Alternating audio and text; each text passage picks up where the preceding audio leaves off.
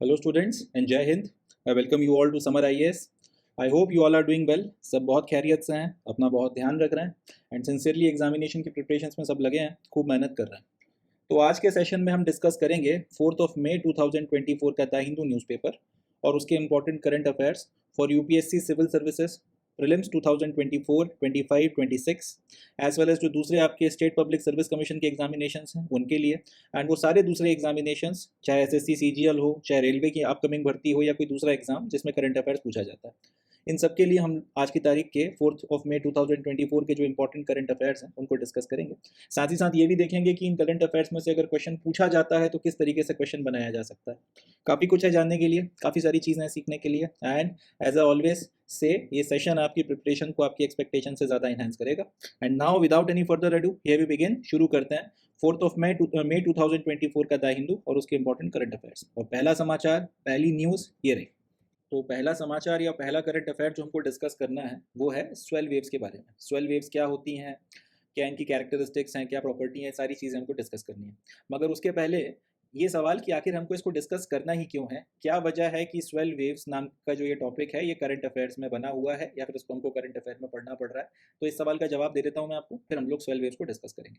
समाचार ये है कि Indian national centre for ocean information services, जिसको शॉर्ट में कई बार हम लोग INCOIS भी बोलते हैं, इस Indian national centre for ocean information services ने एक हाई अलर्ट जारी किया है भारत के कुछ कोस्टल स्टेट्स के लिए, जिसमें उनसे ये कहा गया है कि वीकेंड पर संभावना है कि आपके स्टेट्स के कोस्टल एरियाज में हाई एनर्जी की स्वेल वेव्स आकर हिट कर सकती हैं, हाई एनर्जी की स्वेल वेव्स टकरा सकती हैं।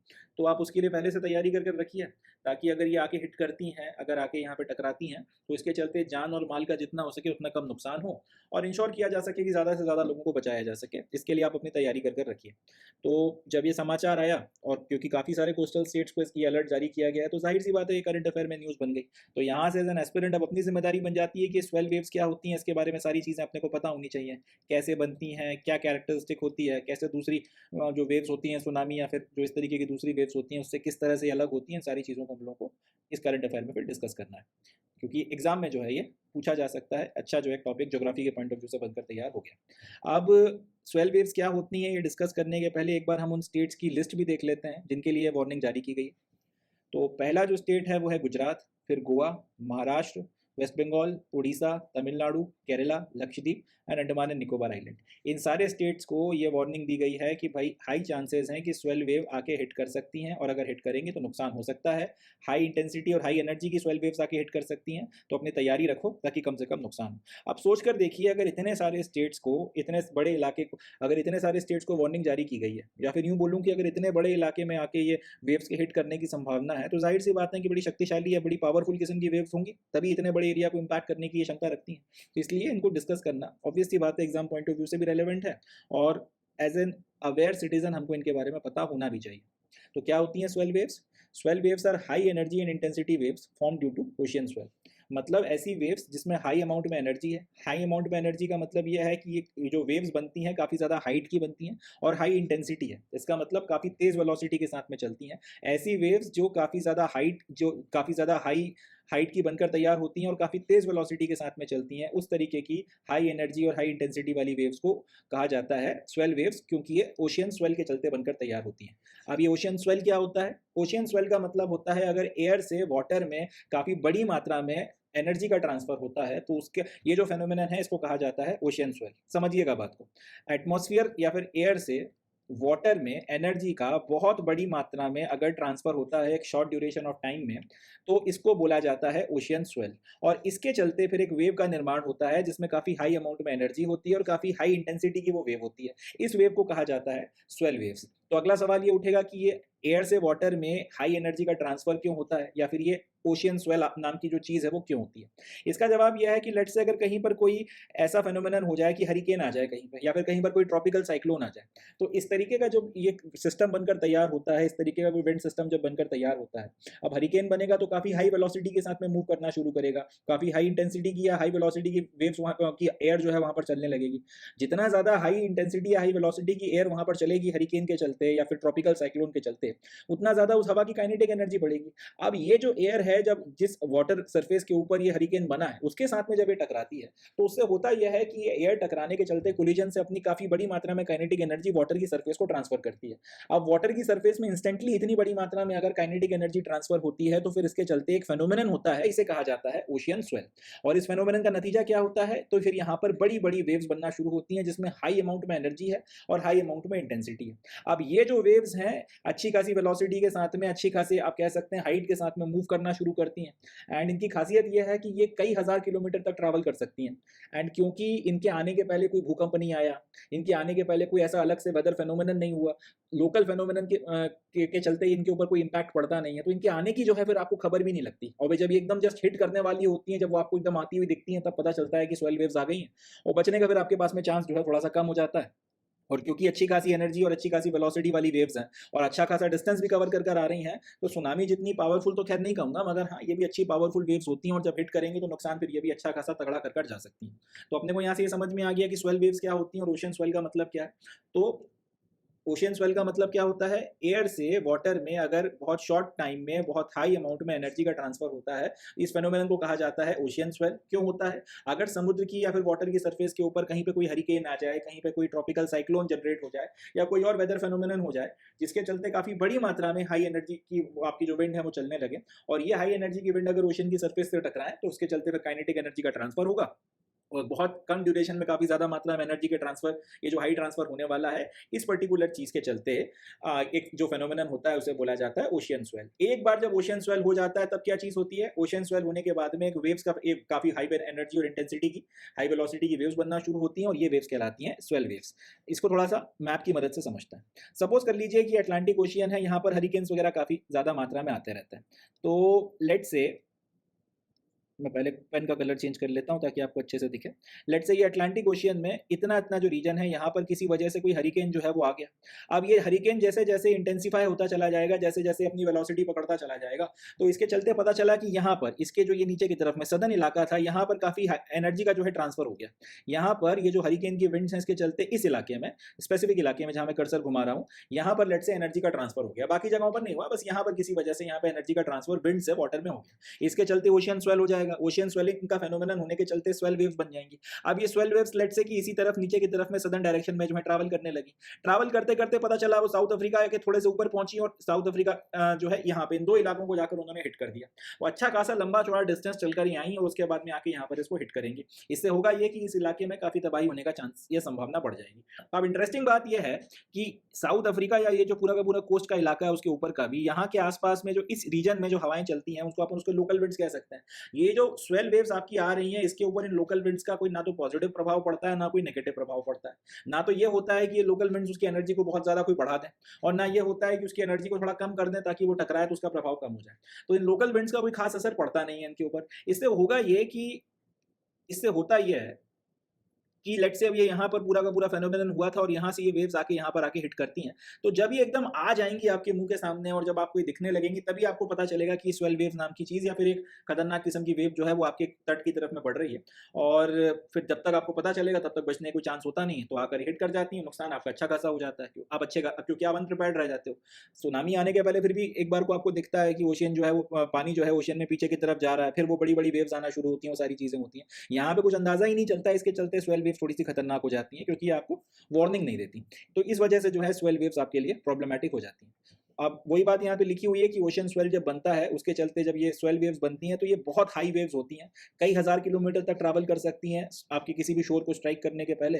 और क्योंकि ये पूरी की पूरी चीज़ एनर्जी ट्रांसफर के चलते हुई है जिसके चलते ओशन स्वेलिंग का फेनोमेनन हुआ था, तो अपन ने इसका नाम क्या दे रखा है, स्वेल वेव दे रखा है। एंड वो सेकंड बात जो मैंने आपको बताई कि लोकल विंड से ना तो इनके ऊपर कोई पॉजिटिव इंपैक्ट पड़ता है ना कोई नेगेटिव इंपैक्ट पड़ता है। ना तो ये है कि किसी लोकल विंड के चलते ये बन गई, ना ये होता है कि किसी लोकल विंड के चलते पॉजिटिव या नेगेटिव वे में ये इन्फ्लुएंस हुई हो। तो जब ये किसी कोस्टल इलाके में एकदम जस्ट मुंह पर आके सामने खड़ी हो जाती हैं तभी ये दिखती हैं और उस वक्त आप जब ये हिट करने वाली होती हैं तब आप प्रिपेयर नहीं होते। जब ये आ रही होती हैं तब आपको लोकल विंड्स वगैरह में कोई चेंजेस, कोई बदलाव, एटमॉस्फेयर में कोई चेंज वगैरह इन सारी ऐसा कोई साइन मिलता ही नहीं, आपको कुछ पता ही नहीं चलता कि इस तरीके का कोई खतरा जो है आपकी तरफ में बढ़ रहा है। इसके चलते ये वेव्स अच्छी खासी खतरनाक हो जाती हैं और आपको काफी ज्यादा नुकसान पहुंचा सकती हैं। अभी जो ये आपका जो हाई अलर्ट जारी किया गया है इसमें यह बोला गया है कि भारत के तट से लगभग 10,000 किलोमीटर दूर ओशियन स्वेल अभी अपना शुरू हो गया है या फिर ओशियन स्वेलिंग का फेनोमेनन शुरू हो गया है सदर्न अटलांटिक ओशियन में 26 अप्रैल के आसपास। 26 अप्रैल के आसपास ये सारी चीज हुई है और अभी मई के महीने में जो है इसके चलते जो स्वेल वेव्स तब बनी होंगी 26-27 अप्रैल के बीच में, वो 10,000 किलोमीटर का डिस्टेंस ट्रैवल कर अब इंडियन कोस्ट की तरफ बढ़ रही है और वो हिट कर सकती हैं southern Atlantic ocean. Southern Atlantic ocean का मतलब जो है वो यहाँ कहीं की बात हो रही है। इस सदर्न अटलांटिक ओशियन में यहाँ पर पूरा स्वेलिंग वगैरह का ये फेनोमेनन हुआ है 26 अप्रैल के आसपास में। वहां से अब ये स्वेल वेव्स अपना बनना शुरू हुई हैं और अब यहाँ से ये आपका वेस्ट कोस्ट को भी हिट कर सकती हैं, ईस्ट कोस्ट को भी हिट कर सकती हैं और अच्छे इसके अलावा भी जो आपके साउथ ईस्ट एशिया का इलाका है यहाँ पर भी जो है हिट कर सकती हैं। तो अब देखिए कितना 10,000 किलोमीटर का डिस्टेंस ट्रैवल कर ये वेव अगर पहुंच रही है यहाँ तक तो कितनी एनर्जी की वेव होगी और यहाँ पे कितना एनर्जी ट्रांसफर हुआ होगा ओशियन स्वेलिंग के फेनोमेनन में, जिसके चलते वेव्स अपनी यहाँ तक आ रही हैं। तो ये जो है अपनी समाचार है, ये अपना जो है पूरी की पूरी खबर है। तो ये तो हमने पूरा डिस्कस कर लिया। अब यहाँ से क्वेश्चंस किस किस तरीके के बन सकते हैं पहले तो वो देख लेते हैं। पहला क्वेश्चन यही पूछा जा सकता है कि ये स्वेल वेव्स क्या होती हैं। तो हमको याद रखना पड़ेगा कि ये हाई एनर्जी और हाई इंटेंसिटी की वेव्स होती हैं जो ओशियन स्वेलिंग के चलते बनती हैं। ओशियन स्वेलिंग क्या होती है? तो ओशियन स्वेलिंग का जवाब हो जाएगा जब बहुत ज़्यादा मात्रा में एनर्जी का ट्रांसफर एटमॉस्फेयर या फिर एयर से वाटर में या फिर ओशियन की सरफेस पर होता है बहुत कम ड्यूरेशन ऑफ टाइम में, तो इस पूरे फेनोमेनन को बोला जाता है ओशियन स्वेल। कब होता है? जब किसी तरीके का स्टॉर्म आ जाए या फिर कोई आपकी अनइवन विंड सिस्टम जनरेट हो जाए, चाहे कोई हरिकेन हो सकता है, चाहे कोई ट्रॉपिकल साइक्लोन हो सकता है, उसके चलते। जनरली ये लोकल विंड्स वगैरह के चलते डेवलप नहीं होता, लोकल विंड्स के चलते नहीं, एकदम से कोई अनइवन वेदर फेनोमेनन है उसी के चलते इसका डेवलपमेंट हमको देखने के लिए मिलता है। अच्छा, दूसरा पॉइंट ये कि ये आपकी जो स्वेल वेव्स होती हैं ये शोर स्ट्राइक करने के पहले आपको कोई साइन देती हैं कि नहीं देती? तो जवाब है क्योंकि ये किसी लोकल फेनोमेनन या लोकल विंड के चलते ना तो बनी है ना उससे इन्फ्लुएंस होती हैं। और अगर किसी कोस्ट के आसपास में आपको कोई साइन मिलना तो किसी लोकल फेनोमेनन या किसी लोकल विंड के तहत ही मिलेगा, लोकल विंड्स का कोई लेना देना ही नहीं है इनसे। तो इसके चलते आपको किसी तरीके का कोई साइन इनके आने के पहले नहीं मिलता है, किसी तरीके की कोई चेतावनी हमको पहले से नहीं मिल पाती है। एंड ये वजह है जिसके चलते ये काफ़ी ज़्यादा घातक या नुकसानदायक हमारे लिए हो जाती हैं। ये कुछ पॉइंट्स हैं जो अपने को याद रखने हैं। इसमें से क्वेश्चन अगर पूछे जाते हैं तो फिर इसका जवाब हमसे देते बनना चाहिए। ओशियन स्वेल अब क्या होता है, स्वेल वेव्स क्या होती हैं, ये सारी बातें अपने को यहाँ पे पता चल चुकी हैं। अच्छा, यहीं से एक एडिशनल क्वेश्चन मैं अपनी तरफ से आप लोगों से पूछना चाहता हूँ। इतने सारे जो अपने कोस्टल स्टेट्स का नाम दिया गया था लिस्ट में, इसको देख के मेरे दिमाग में क्वेश्चन आ गया, भारत के किस स्टेट की जो कोस्ट लाइन है वो सबसे ज़्यादा लॉन्गेस्ट है? भारत के किस स्टेट की कोस्ट लाइन लॉन्गेस्ट है? लॉन्गेस्ट कोस्ट लाइन, इसका जवाब आप मुझे दीजिएगा। भारत का जो कौन सा स्टेट है जिसकी कोस्ट लाइन लार्जेस्ट है या लॉन्गेस्ट है, ये आप मुझे बताइएगा कमेंट्स में, इसका जवाब आप मुझे दीजिएगा। एक अच्छा इंटरेस्टिंग क्वेश्चन है ज्योग्राफी में मैपिंग के पॉइंट ऑफ व्यू से। साथ ही साथ चलें, ये तो खैर ऑब्वियस सा है कि अगर आइलैंड के पॉइंट ऑफ व्यू से देखा जाए तो किसकी कोस्ट लाइन सबसे ज्यादा होगी, तो जवाब इसका तो खैर बड़ा क्लियर है, अंडमान एंड निकोबार, ये तो पूछा भी नहीं जाएगा। मगर ये क्वेश्चन बनता है कि लॉन्गेस्ट कोस्ट लाइन कौन सी है सारे के सारे स्टेट्स में, जितने भी कोस्टल स्टेट्स हैं वो आप मुझे बताइएगा कमेंट्स में। चलें, that's it from this news. अब बढ़ते हैं नेक्स्ट न्यूज की तरफ, देखते हैं से। चले नेक्स्ट न्यूज को डिस्कस करते हैं। तो अगला समाचार है, Indian sellers on board Portuguese commercial ship MNC Arise which was detained by Iran have been released। मतलब ये कि एक पुर्तगाली कमर्शियल जहाज था, व्यापारी जहाज था जिसका नाम है MNC Arise या फिर MNC Aries। इसको ईरान ने, जब ये वहाँ से कहीं जा रहा होगा पर्शियन गल्फ से, तो ईरान ने अपने वाटर्स में इसको, अपना जो उनका टेरिटोरियल वाटर्स था वहाँ पर इसको डिटेन कर लिया, वहाँ पर इसको रोक लिया और इस जहाज़ के ऊपर जितने भी सेलर्स थे, जिसमें काफ़ी इंडियन सेलर्स भी शामिल थे, उन सबको जो है अरेस्ट कर लिया था। अब समाचार ये आ रहा है कि इस जहाज़ के ऊपर जितने भी इंडियन सेलर्स थे उनको रिलीज़ कर दिया गया, साथ ही साथ जो दूसरे भी नेशनैलिटीज़ के सेलर्स थे उनको भी जो है रिलीज़ कर दिया गया। मैं थोड़ा सा आपको बैकग्राउंड समझाता हूँ इस न्यूज़ का, तब आपको इसका ज़्यादा सेंस बनेगा।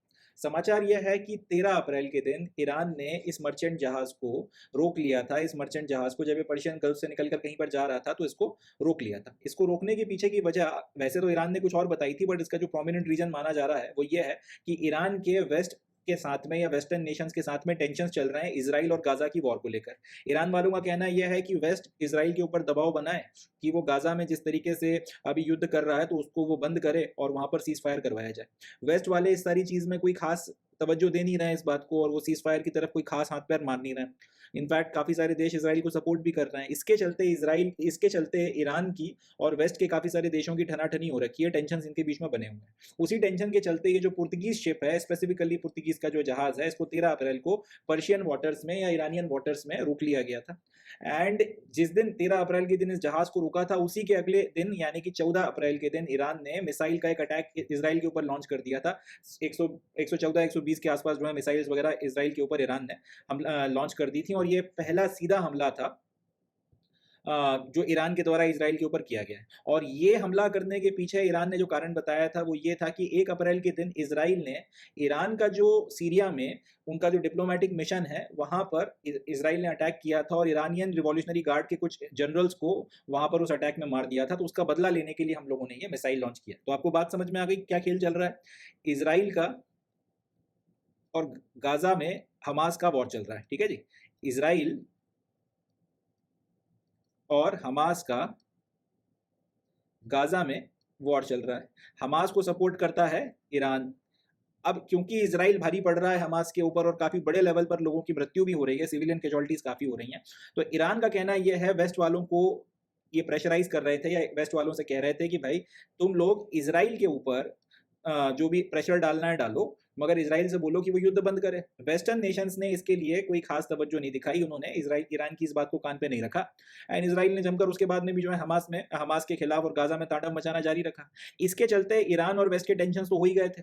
इस बीच में 2 घटनाएं हो गई। एक तो 1 अप्रैल के दिन इजराइल ने सीरिया में जो ईरान की एम्बेसी थी वहां पर हमला कर दिया और ईरानियन रिवॉल्यूशनरी गार्ड जिसके बारे में ये माना जाता है कि मिडिल ईस्ट में जितने भी आपके लफड़े हो रहे हैं या जितने भी कन्फ्लिक्ट हो रहा है उसमें कहीं ना कहीं काफ़ी बड़े लेवल पर ईरानियन रिवॉल्यूशनरी गार्ड्स का हाथ है, वो कहीं ना कहीं सपोर्ट करते हैं, जैसे कि हमास को सपोर्ट करते हैं यहाँ पर मिडिल ईस्ट में। इसके अलावा यमन की बात की जाए तो वहाँ पर हुती रिबल्स को सपोर्ट करते हैं, इसी तरीके से लेबनान में हिजबुल्ला को सपोर्ट करते हैं। तो ये जो ईरानियन रिवॉल्यूशनरी गार्ड हैं ये मिडिल ईस्ट में हर कन्फ्लिक्ट में कहीं ना कहीं इन्वॉल्व है।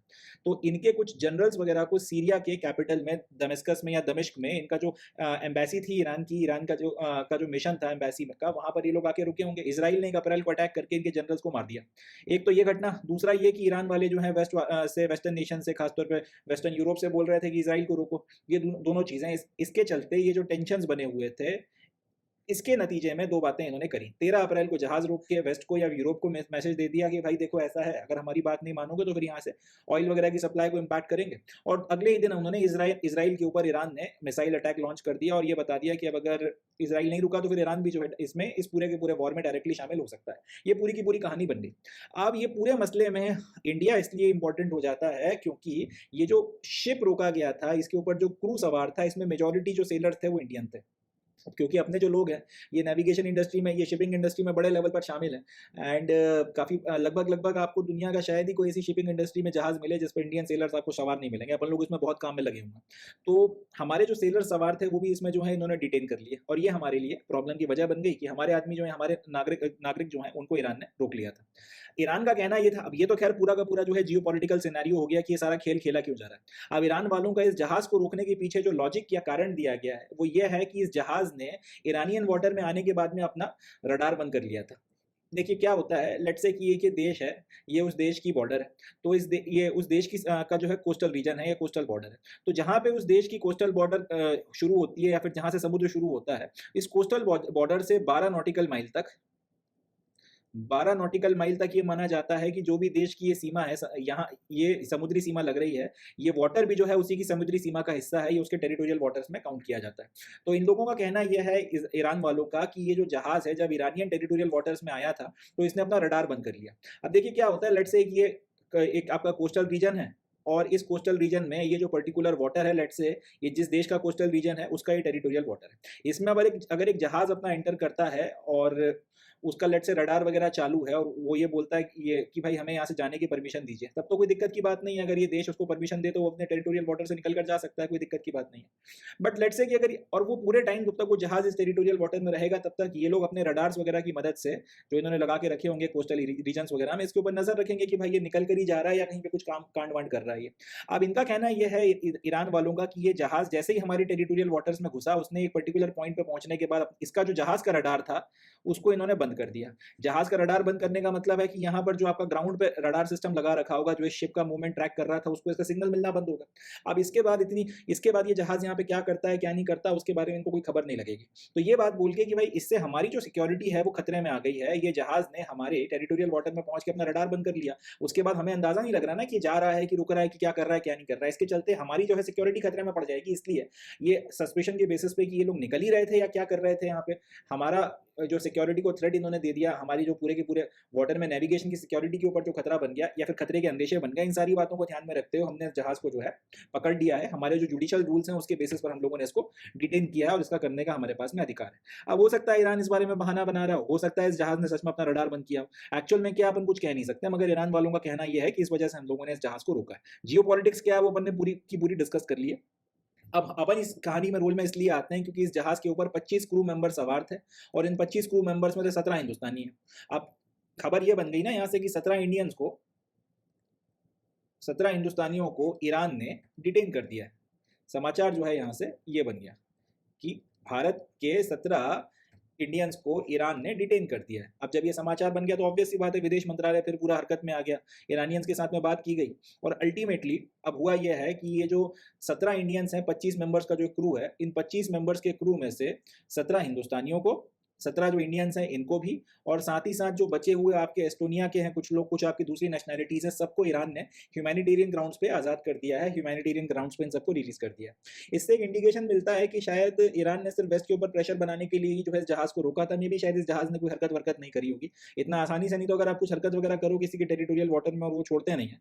खैर जो भी हो, पॉइंट यह है कि इन्होंने ह्यूमैनिटेरियन ग्राउंड्स के बेसिस पर अभी 17 हिंदुस्तानियों को और बाकी जो आपके 8 अदर नेशनैलिटीज के लोग हैं इनको भी जो है 17 इंडियंस और बाकी जो आपके 8 अदर नेशनैलिटीज के लोग हैं सबको इन्होंने आज़ाद कर दिया है।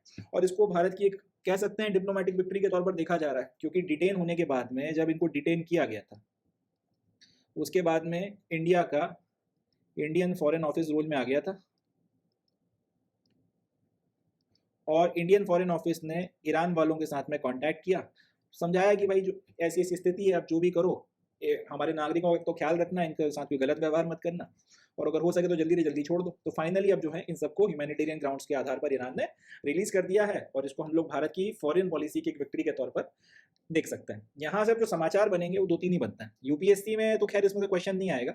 यूपीएससी में एक ही चीज़ आ सकती है कि यूपीएससी में तो हम लोग इसको मेंस में इस्तेमाल कर सकते हैं। यूपीएससी में इसका इस्तेमाल मेंस में एक एग्जांपल के तौर पर किया जा सकता है हमारी सक्सेसफुल फॉरेन पॉलिसी को बताने के लिए, या फिर ये बताने के लिए कि इकोनॉमिक प्रॉस्पेरिटी किस तरीके से आपकी फॉरेन पॉलिसी के ऊपर असर डालती है। क्योंकि भारत का उदय हो रहा है, भारत एक इकोनॉमिक सुपर पावर के तौर पर बढ़ता चला जा रहा है।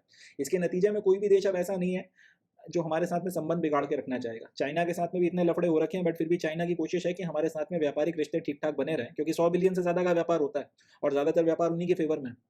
पाकिस्तान को अगर हटा दिया जाए जो अपने ईगो में मारे जा रहे हैं, तो उसके अलावा जितने भी देश हैं, ईरान हो, सऊदी अरब हो, यूनाइटेड अरब एमिरेट्स हो, चाहे अफ्रीका के देश हो, लैटिन अमेरिका हो, नॉर्थ अमेरिका हो, ऑस्ट्रेलिया हो, इंग्लैंड हो, यूरोप हो, ये सारे लोग हैं वो अपने साथ में संबंध ठीक रख रहे हैं। तो क्योंकि हमारी इकोनॉमिक पावर बढ़ रही है, कोई हमारे साथ में रिलेशनशिप खराब नहीं करना चाहता, इसके चलते हमारी फॉरेन पॉलिसी को भी जो है सक्सेस कहीं ना कहीं मिलता चला जा रहा है। इससे एक ही बात समझ में आती है कि इकोनॉमिक प्रॉस्पेरिटी जो है वो सारी चीज़ें लेकर आती है। बहुत इंपॉर्टेंट पॉइंट है, इसको मैं चाहूँगा कि आप लोग इसको नोट करके रखें। इकोनॉमिक प्रॉस्पेरिटी के चलते 2-3 चीज़ें होती हैं। एक तो मिलिटरीली आप ग्रो करते हैं, दूसरा आपकी डिप्लोमेसी मजबूत होती है ना, क्योंकि गरीब आदमी कोई बात नहीं सुनता है, डिप्लोमेसी आपकी मजबूत होती है, आपके फॉरेन रिलेशंस में जो है प्रभाव बढ़ते हैं,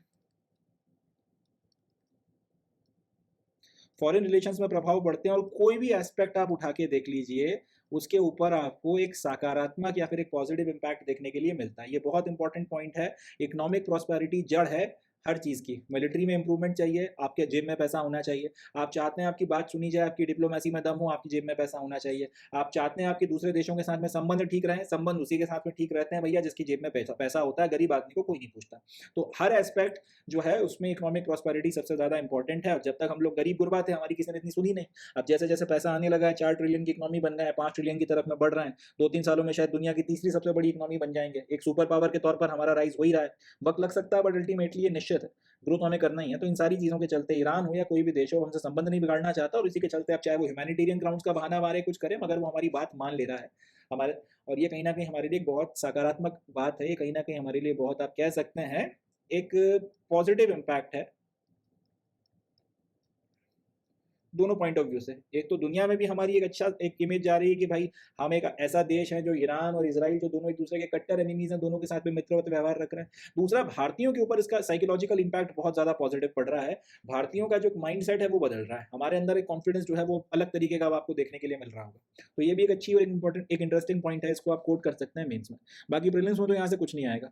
जो बाकी एग्जामिनेशन है उसमें ये सवाल ये पूछा जा सकता है कि भाई उस जहाज़ का नाम बता दो जिसको रिसेंटली ईरान ने जो है डिटेन किया था। तो इसका जवाब हो जाएगा कि MNC एरीज नाम का ये जहाज़ था और ये पुर्तगालियों का कमर्शियल शिप था, बट इसके भी चांसेस बहुत कम है। ये आपका जो रेलवे में आपका जो NTPC का पेपर होने वाला है उसमें एक चांस बनता है, शायद SSC CGL में पूछ लिया जाए या फिर किसी PSC VSC में आ जाए। इसके अलावा इस सवाल के आने की थोड़ी संभावना कम ही है, बट फिर भी चांसेस हैं, तो मैंने आप लोगों के साथ में इसको शेयर कर दिया। That's it from this news. इससे ज़्यादा इसमें से अपने काम का और कुछ नहीं है। अब आगे बढ़ते हैं। So with this we come to end of today's session. आज के सेशन में बस इतना ही। अब मैं मिलता हूँ आपसे नेक्स्ट सेशन में, जिसमें हम 5 मई 2024 का द हिंदू और उसके इंपॉर्टेंट करंट अफेयर्स को डिस्कस करेंगे। तब तक के लिए अपना ध्यान रखें, खुश रहें, पॉजिटिव रहें, मेहनत करते रहें। चैनल को सब्सक्राइब करें। आपके दूसरे फ्रेंड्स जो किसी भी कॉम्पिटिटिव एग्जामिनेशन की प्रिपरेशन कर रहे हो जिसमें करंट अफेयर्स या जनरल स्टडीज़ पूछा जाता है, उनसे भी इसे शेयर करें एंड हमें सपोर्ट करें। तो इसी नोट पे calling it the day and concluding the session. मिलता हूँ आपसे नेक्स्ट सेशन में। तब तक के लिए ध्यान रखिए इस बात का, समर शेष है, the war is yet not over, keep working and keep fighting. Thank you. जय हिंद।